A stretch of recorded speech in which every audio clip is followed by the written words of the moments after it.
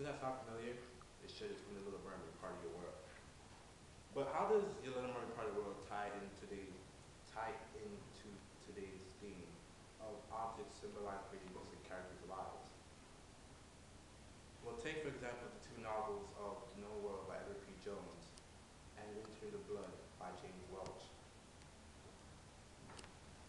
These two authors used very simple objects and gave them a more elevated purpose, a more purpose that symbolized something greater than what they were intended for. In The Known World, the character of Elias had created a horse, a doll, and a comb. In Winter in the Blood, an electric razor and a 30-30 gun were used. And these were used in connection to the name of the protagonist, the name of the protagonist's father, first Ray's, and the name of the protagonist's girlfriend, Agnes. Going back to The Known World, how does a horse, a doll, and a comb, how is that symbolic? How does that show in proper usage? You need to backtrack first before you look at these objects as symbols. The character of Elias, his society, he was in a world of desolation, a world of despair. He was a slave on a plantation. Slaves do not have any freedom. They do not have any choice in their decisions to make. Rather, they are forced upon what to do now, what to do today, what to do at the present moment in time. However, Elias created a work of beauty out of this. And this was shown 3 times. Once by his wife Celeste by creating her a comb. Second by his son Grant by creating him a horse. And third by his daughter Tessie by creating her a doll. Celeste and the comb. The first symbol. The comb was created out of wood. Wood more than likely probably from the same fireplace that was in their cavern. Now the comb, it wasn't a modern day comb where the teeth were straight and everything of that nature. Rather, it was irregular. It was not something really magical that you and I would use to comb our hair today. But still, it was a comb that his wife treasured and cherished, and a comb that she used with pride to comb her hair. Now, one could just say it's her only comb that she has. While yes, that is true, you also need to take into consideration the fact that not only is it a comb, but it is a gift out of slavery. That here you have this object that is used to beautify a woman or to keep a guy handsome. This object was used in connection with his wife to give her something to make her appearance more nice looking. The horse and Grant. The same horse that was patrolling the slaves in the day. The same horse used to see that they don't escape at night. The same horse that Elias used and gave to his son as a play toy. Edward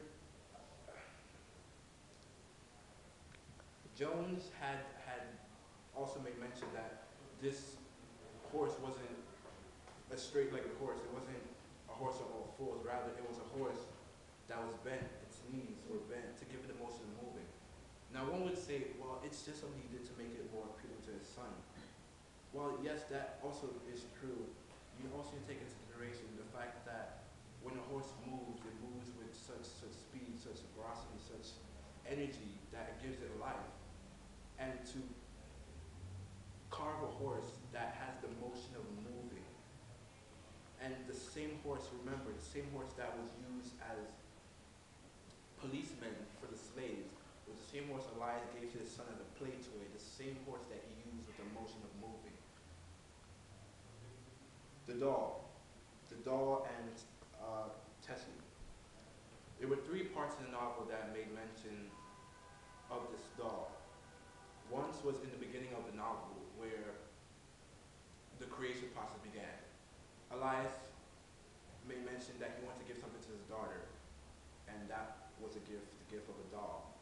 In the middle of the novel, we see that the creation process began. Now, this doll wasn't a doll like the one you see today. It wasn't one made out of plastic. It wasn't one that had, decent looking hair. It wasn't one that had a proper dress on that was stitched. Rather, it was a doll made from, the hair of the doll was made from the spider web of, the silk of a spider's web. Its clothing made from probably the same garments he wore on a day-to-day basis. The structure of the doll most likely made out of wood. But still, it was nonetheless a doll that Tessie had played with up until her deathbed. Edward Jones had made mention, and he said that Tessie, when she was on her deathbed, called to her children, "Go bring me the doll from the attic, go bring me the doll from the attic." The same doll made out of spider's web that can be blown away in a matter of 2 seconds, the same doll that she had up until her deathbed, how many years ago was that? One could really marvel at the fact that, why would she keep that? She's now a free slave, she now can go buy, $10 for all she cares. But Jones didn't make mention of any of that, did he? He said she called to the doll and stayed with the doll up until her death. But why? One question, why would somebody keep a rag doll for so long? Again, going back to the history. Nobody gave that little girl Tessie a gift. Nobody said, "Here's a doll." Nobody said, "Here's 5 cents." Nobody gave her a piece of gum to chew as a birthday present. But rather, her father, in his handiwork, created something beautiful out of the same institution of slavery. He created for her a doll. The same doll that you had, the same doll that I have today. He created for her a doll something that shows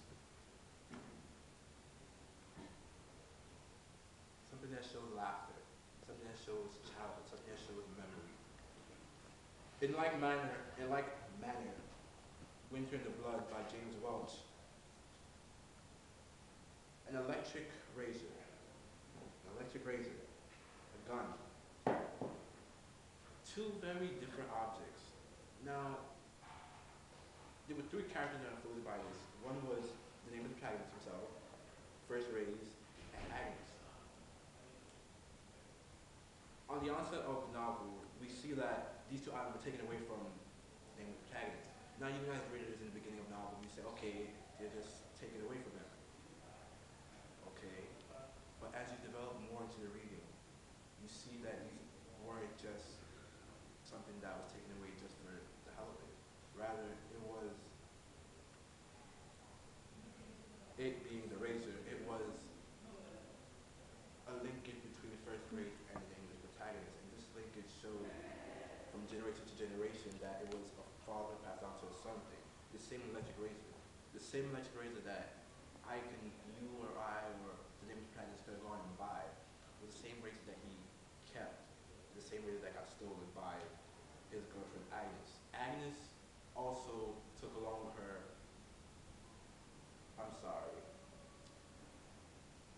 the electric razor wasn't what the name of the protagonist of First Race father was connected to, rather it was a 30-30 gun. So switch around everything I just said, but 30-30 gun.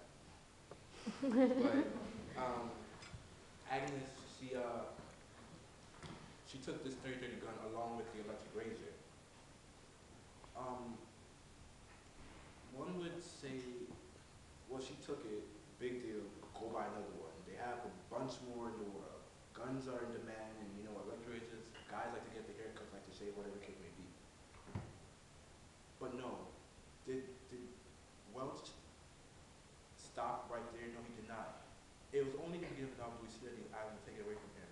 And it's throughout the middle of the novel, up until the climax, that we see, I need my razor, I want my gun, where's Agnes, when she's coming back. Things of that nature that the name of the keep on reiterating and saying. But in the end of the novel, when he does get back these items, he's not overjoyed. Yeah, I got back the razor, I got back the gun. No, he's more overjoyed that he got back Agnes. In this case, the objects were just objects, but the possessor of these objects were what he did one back to Kanye from his father. He did one back to Ray. He's a guy, but he wanted more. He wanted more so Agnes. This the two works, they correlate beautifully, and as I as a reader, I'm more appreciative of what these two authors wanted to say because take for example take for example the bracelet I wear on my wrist. This was given to me by a very, very good friend of mine, but it's just a bracelet. I can go buy another one and throw it on there and say, well, it's the same bracelet you gave me, but I have it. And between these two works, you see that it isn't always the object of itself that what a character loves the most or what a character appreciates. Rather, it's the history behind that object that deals with, it's the history behind that object that is more meaningful to the character than the actual object. The object is just a visual. This is just a visual. The same object that I wear today, it's just a visual of the friendship and of the reminder on a day-to-day basis of who I have in my life, of who I am blessed to have. And it's the same thing that could be said about First Rays, Agnes, the name protagonist, Elias, Celeste, Grant, and Tessie. The same thing that can be said. They were blessed to have a person in their life that was more than just a person, more than just a human. And these objects, they are what symbolize, they are what embody the fact that history, once it's done, it's set in stone. It cannot be repeated. It cannot be changed. It cannot be altered. But you can always hold history in your hand. You can hold history in the hand of a doll. You can hold history in the hand of a gun. You can hold it in the hand of a horse, of a comb, of an electric razor. Whatever the case might be, you can always hold history as a visual. And this visual is what is symbolic. This is the whole point of my theme. That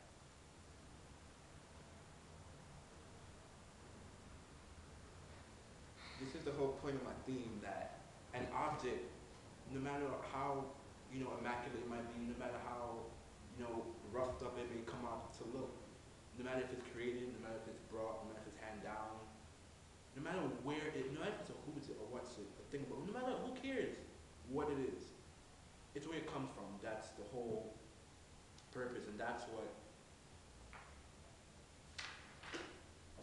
objects that symbolize creating use in the character lives means.